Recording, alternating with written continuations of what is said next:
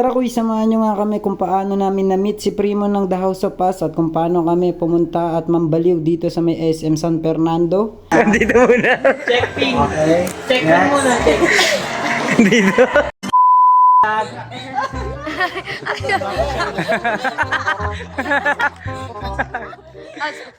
Papalit ko ng ano yan. Ayan. Sila magkatrabaho kami hindi. Makakupal sila eh. Rest day. Wala, sasama pa sila. Tatakbo sila, guys. Wala si Harvey. Nakaganto ah. Si Luigi. Nakita ko ngayon parada yung Captain America ako nakagunto. Sipag namanan. Paros mo ginawa. Papunta nga kami nito mga kuy sa SM San Fernando downtown. Isa yun sa malapit dito at magandang galaan mga kuy. Balita ko rin na marami din pala pwedeng mabili dito. Bandang 5 PM na rin to mga kuy, kaya kung makikita nyo, ito yung mga kasama namin, pa-duty na sila. Kami naman kuy ay tamang gala imbis na magpahinga dahil rest day. Hindi na namin inisip yun mga kuy dahil minsan lang talaga mga ganitong bagay at talagang sobrang busy rin. Dito nga umikot pa ako ng backstage para lang makuhaan si Primo.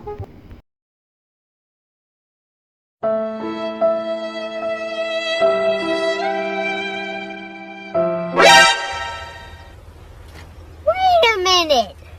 Who are you?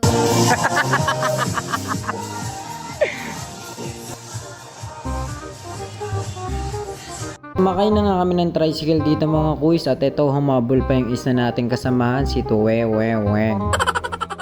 Sa biyahe na rin kami nito mga kuys at nakarating na nga kami dito sa SM City San Fernando downtown. At samahan nyo nga kami dito kung anong bibilhin namin dito at kung ano pa mga gagawin. Patik pagpasok mga kuys, may bubunga dito agad na escalator, umakyat agad kami dyan. Hindi na muna kami dito naggala sa baba dahil ang plano pala namin mga kuys ay bibili ng electric fan si Abab G. Nung nasa taas na kami mga kuys, ito diretso na agad kami dito sa bilihan ng electric fan. Mama dito. Sige.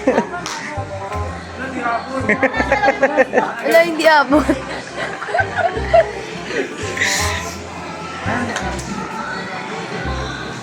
Hindi yung nag-360. Tumutok si Justin. Tapos si pre-taste. Pre-taste yan. Pre-taste yan. Pre-taste. Mga tablo para mas malakas. Yan. Pwede rin ba saksak to? Hindi na kasi mas malakas. Parang doon po kami sa mas malakas. Sige, bibili ito ya. Okay, dito muna tayo. Dito muna. Dito muna. Check ping. Okay. Check ping muna. Check. Dito. Ano? Dito ko. Mas power pa. Power to. Ito mas power. Mas matibay naman kasi to. Grabe, bitch. Mas matibay naman kasi to. Sige po, dalawang lang to. Kabahay. Tapat na itong SM mga kuys, may bilihan ng sapatos kaya naman bumili ako ng dalawang damit.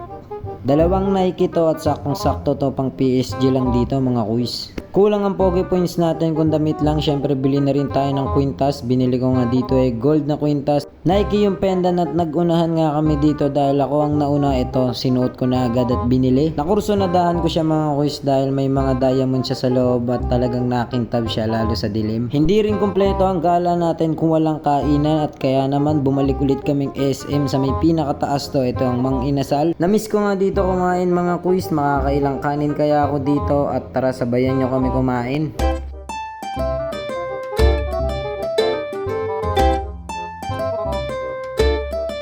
Pasarado na rin pala tong SM mga kuys, kaya pagkatapos namin kumain ay diretso uwi na rin kami at nasa biyahe na kami pabalik na doon sa may aming pinag-i-stayan. Pagdating nga namin dito sa room mga kuys, nilapag lang namin sa kama ang aming mga pinamili. Dumaan nga kaming Watson at hindi ko na nakuha ng video dahil naghahabol kami sa oras. 10 minutes lang yung binigay sa amin dahil magsasara na nga sila. Ito muna yung unang inasikaso nila, yung ilalagay na ilaw para naman napakaliwanag namin dito at para na kaming mga sisiw. Ganito nga lang kaliwanag siya mga kuys pag wala yung ilaw na binili namin, pero pag binuksan na ito na ganito nakaliwanag, talaga naman sobrang linaw na dito. After nun mga kuys, unboxing na nga namin dito yung binili ni Kuya G na dalawang electric fan. Talaga naman sobrang lamig na rin dito. Para kahit nandito sa room, ramdam mo na yung Pasko at kulang na lang ang bibili ni Kuya G, Christmas tree at Christmas light. At nang ma-assemble na mga kuys, satisfying. Ito, isa to sa may taas, tapos yung isa doon sa may baba. Tapos sabayan pa ng pagbukas ng aircon, talagang napakalamig na. Habang may ginagawa kaming mga kalalakihan, at ito yung dalawa busy maghulog ng barya sa alkansya. Nag-ano sila ng... Hanggang dito na rin mga kuys, muli ako si Nuge TV. Palagi kayong matutulog at huwag nyo kalimutan dumilat.